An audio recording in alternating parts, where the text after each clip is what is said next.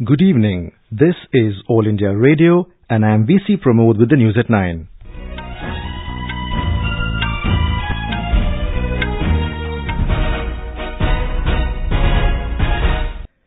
The headlines. New Delhi calls off meeting between foreign ministers of India and Pakistan on sidelines of UN General Assembly in New York. Says brutal killings of security personnel by Pak-based entities in Jammu and Kashmir exposes true face of Pakistan's new Prime Minister. Home Ministry denies media reports of any policeman resigning in Jammu and Kashmir. In Tanzania, over 126 people confirmed dead in a ferry capsize in Lake Victoria. Hundreds missing. In sports, Kidambi Srikanth and Sindhu bow out of the singles event of the China Open badminton. And in Asia Cup cricket, Bangladesh set a winning target of 174 runs for India. India has called off the meeting between External Affairs Minister Sushma Swaraj and Pakistan Foreign Minister Shah Mahmood Qureshi at the UN General Assembly in New York. The meeting was scheduled to take place later this month on the sidelines of the UNGA.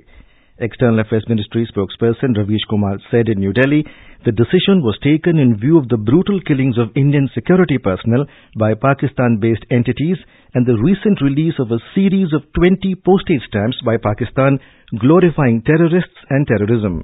Mr. Kumar said any conversation with Pakistan in such an environment would be meaningless. It is obvious that behind Pakistan's proposal for talks to make a fresh beginning, the evil agenda of Pakistan stands exposed, and the true face of the new Prime Minister of Pakistan, Imran Khan, has been revealed to the world in his first few months in office. Any conversation with Pakistan in such an environment would be meaningless. We spoke to defense analyst Commodore Uday Bhaskar regarding the development.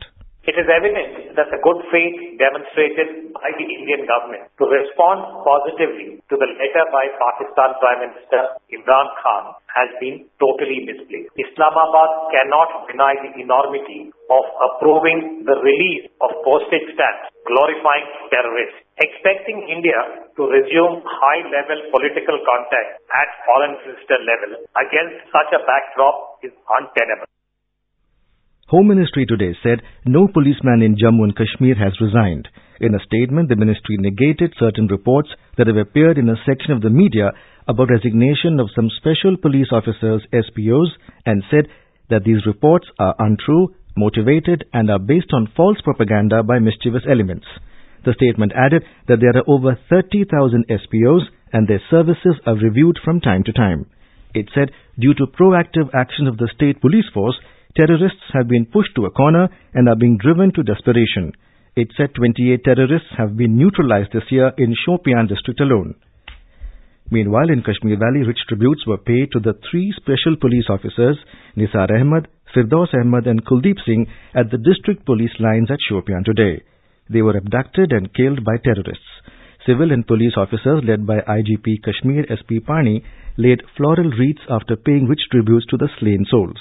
The state police said complicity of Hizbul Mujahideen and LET terrorist outfits had been established in the abduction and subsequent killing of the three policemen. A police spokesman said further investigation is on to identify the culprits. Elsewhere in Bandipur district, with the killing of three more terrorists today in an encounter with security forces in Shokbaba Sumler area, the death toll of terrorists has risen to 5. Initially, 2 terrorists were killed in the encounter, which began yesterday. Defense spokesman said that weapons and warlike stores were recovered from the encounter site. He said the search operation is in progress. The interrogation of Jalandhar Catholic Bishop Franco Mullakal by Kerala police on sexual abuse charges against a nun continues at Kochi. He has been continuously interrogated by the police for the last 3 days. PTI quoted Kottayam Police Chief Hari Shankar saying that the bishop would be arrested today. This will be for the first time in the country's history that a Catholic bishop would be arrested in a sexual abuse case.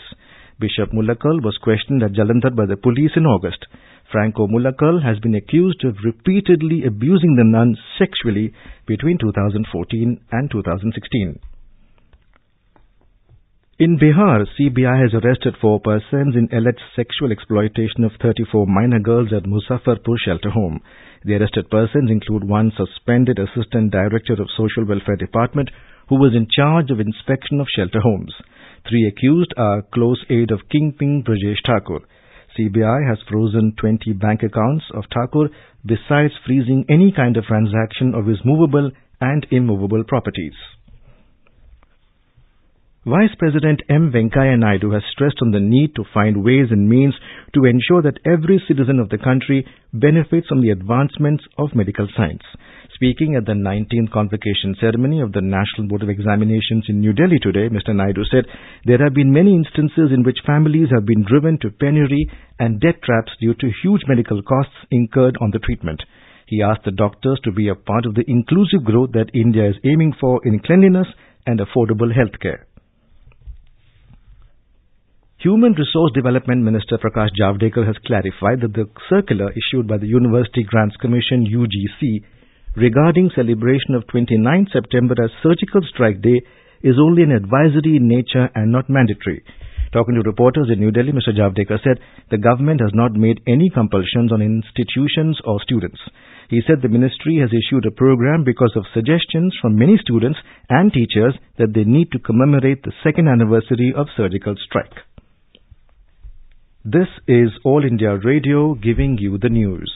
For quick news updates, follow us on Twitter at AIR News Alerts. In Tanzania, the death toll in a ferry capsize in Lake Victoria climbed to more than 126 today. State radio said hundreds more are still feared missing as rescuers search for survivors after the disaster. The ferry MV Nairere capsized yesterday afternoon just a few meters from the dock on Ukerewe, the lake's biggest island which is a part of Tanzania. Witnesses said the ferry sank when passengers rushed to one side to disembark as it approached the dock. Regional Police Commander for the port of Mwanza on the south coast of the lake, Jonathan Shana, today said 37 people had been rescued from the sea. Former Maldivian President Mohammad Nasheed has urged India to exert its influence to ensure free and fair polls in the upcoming presidential elections on Sunday. Addressing a press conference in Colombo today, Mr. Nasheed, who is on exile, said he fears that the polls would be rigged by President Abdullah Yameen. The former president said that the joint opposition, which included his Maldives Democratic Party, is taking part in the polls because they have faith in the Maldivian people and their peaceful electoral activity. Mr. Nasheed, along with several opposition leaders, are disqualified for elections. Around 260,000 people are eligible to vote in Sunday's elections, which will be the third in the country's history after it switched over to democracy in 2008. Maldives government had imposed emergency in the country in February this year after Supreme Court ruled for fair trial of convicted opposition leaders, including former President Nasheed. Vietnamese President Tran Dai Quang died at the military hospital in Hanoi today, the official Vietnam news agency reported. He was 61. Reports say Quang had been suffering from serious illness for several months and had received medical treatment abroad and in Vietnam. Prime Minister Narendra Modi has expressed grief on the demise of President of Vietnam, Tran Dai Quang. In a tweet, Mr. Modi said, "People of India have fond memories of his great friendship for India and his successful state visit in March this year." In Himachal Pradesh, Pradhan Mantri Awas Yojana is proving helpful for the underprivileged. In Lahaul Spiti district, Phoon Chong, a tribal from Grimas village, has built his own house under the scheme at the age of 80. A ground report from our Shimla correspondent.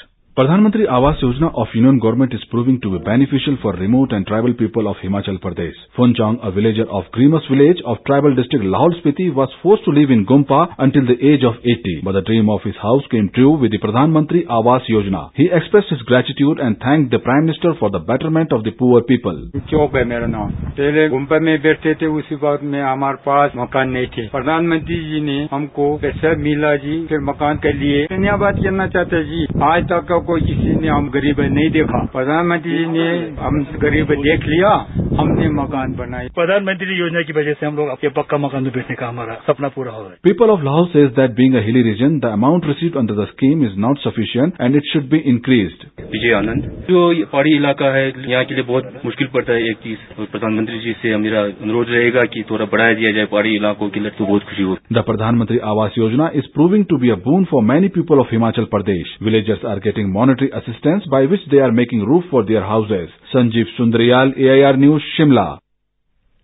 Ashura-e-Muharram is being observed with due reverence and solemnity in various parts of the country today. The day marks the martyrdom of Prophet Muhammad's grandson, Hazrat Imam Hussain and his companions who laid down their lives for upholding truth, righteousness and justice in Karbala. Tazia processions are being taken out to mark the occasion. Majalis or religious meetings highlighting the supreme sacrifice of Karbala martyrs are also being held. In Uttar Pradesh, Yawm-e-Ashura-Muharram is being observed throughout the state. A report from our correspondent. In Jaunpur, Bareilly, Kushinagar, Gorakhpur and Firozabad, large number of processions were taken out and different styles of colorful taziyas, a replica of tomb of Imam Hussain, were seen which included eco-friendly and whole-glass taziyas. Humanitarian gesture was witnessed at many cities including Lucknow, Etawah, Gorakhpur, where Hindus also observed fast and carried out tazia procession with their Muslim brethren. They continued the tradition of distributing fruits and other savories to the mourners, showcasing communal harmony.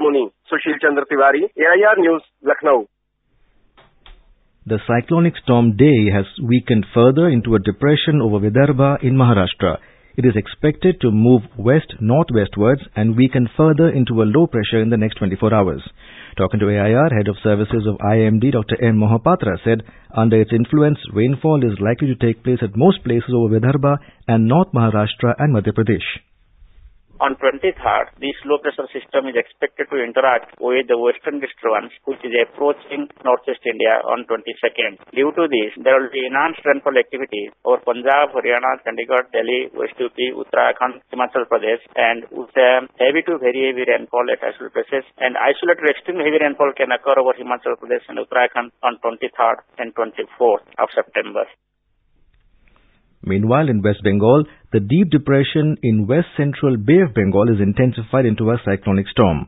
Our Kolkata correspondent, quoting Met Office, reports that heavy rain is expected in the coming days. Benchmark domestic stocks today fell for the fourth straight session as the rupee further strengthened for the second session. A report. At the Bombay Stock Exchange, the Sensex witnessed a lot of volatility today and the BSE closed 280 points below at 36,842 mark. Earlier in the morning trade in Sensex rose 368 points to touch the day's high of 37,489, but it turned weak in afternoon trade and crashed 1,128 points to hit the day's low of 35,994. The Nifty at the National Stock Exchange also slid 91 points to close at 11,143. The rupee at the foreign exchange market strengthened by 17 paise to close at 72 rupees and 20 paise today. This is Arjun Chaudhary with G. Subramaniam for AIR News.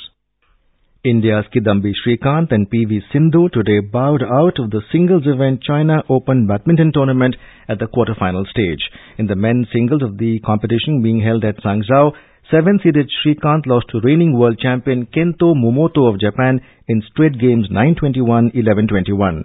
In the women's singles, 3rd-seeded Sindhu went down against China's Chen Yufei in 3 games 11-21, 21-11, 15-21. In the ongoing Super 4 Asia Cup match in Dubai, Bangladesh have set a target of 174 runs for India. Sent into bat first, they were all out for 173 in 40.1 overs. Mehendi Hassan Miraz was the top scorer with 42. In the other Super Asia Cup encounter in Abu Dhabi, Afghanistan set a sizable target of 258 runs for Pakistan. Opting to bat after winning the toss, they made 257 for 6 in their 50 overs. And now, before we end the bulletin, the headlines once again. New Delhi calls off meeting between foreign ministers of India and Pakistan on sidelines of UN General Assembly in New York. Says brutal killings of security personnel by Pak-based entities in Jammu and Kashmir exposes true face of Pakistan's new Prime Minister. Home Ministry denies media reports of any policeman resigning in Jammu and Kashmir. In Tanzania, over 126 people confirmed dead in a ferry capsize in Lake Victoria, hundreds missing.